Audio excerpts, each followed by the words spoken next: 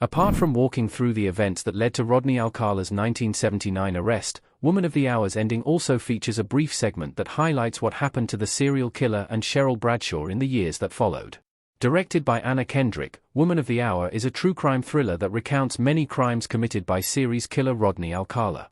However, instead of making Alcala its primary focus and unfolding like most typical true crime dramas on Netflix, Woman of the Hour emphasizes the perspectives of the women who encountered the serial killer.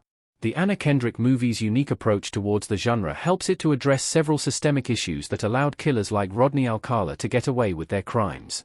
Although Woman of the Hour takes many creative liberties and even adds several fictional characters to the mix, it remains focused on presenting its social subtext with clarity.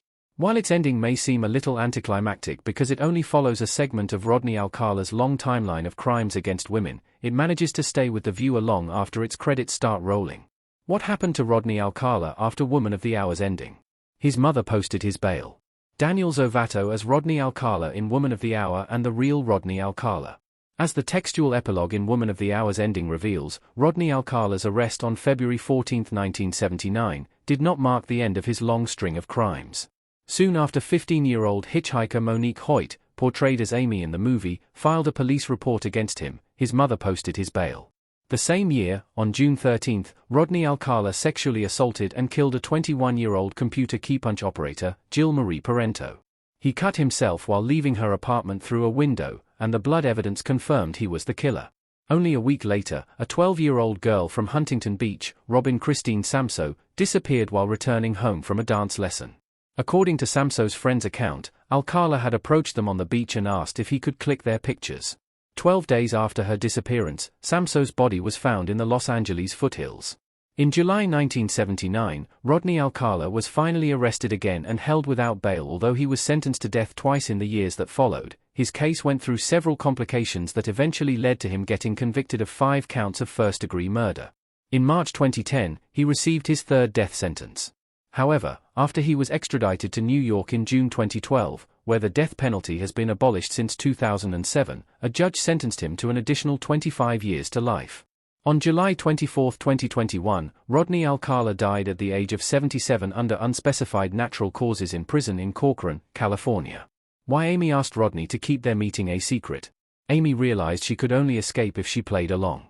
In Woman of the Hour's ending arc, Rodney convinces Amy to model for his photo shoot project. Amy agrees and accompanies him to the mountains. However, after asking Amy to pose, Rodney attacks and sexually assaults her. When Amy regains consciousness, she finds Rodney crying next to her. Understanding the severity of the situation, Amy does not attempt to flee the scene. Instead, she plays along and pretends to be okay with what he did to her by saying she would be embarrassed if he told anyone about what happened between them. As a result, Rodney trusts her and agrees to take her back to his apartment. Even when Amy spots another man on the road, she holds herself back from calling for help because she realizes how dangerous and impulsive Rodney can be. She carefully waits for her opportunity to escape when Rodney stops at a gas station to use the restroom. As soon as Rodney leaves, she rushes out of the car and informs the police. Why Cheryl changed her mind about going on a date with Rodney. Rodney made her feel uncomfortable. For starters, as established in Woman of the Hour's opening moments, Cheryl never wanted to go on a date with anybody. She only appeared on the dating game because she was struggling to find other acting gigs. Even during her date with Rodney in the movie's ending arc, Cheryl tells him she never dates.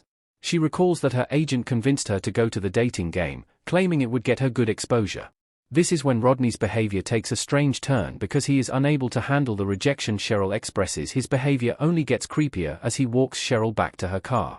The sudden change in his demeanor helps Cheryl realize he is not how he portrayed himself during the dating game's filming.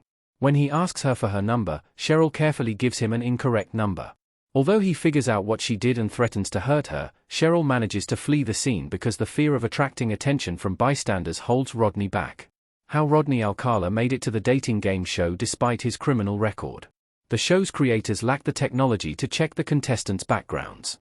According to reports, via ABC News, the dating game's executive producer, Mike Metzger, and contestant coordinator, Ellen Metzger, were apprehensive about having Rodney Alcala on board as one of the contestants on the show. Since they did not have access to the technology that could run background checks on their contestants at the time, nobody working on the show knew about Alcala's criminal history.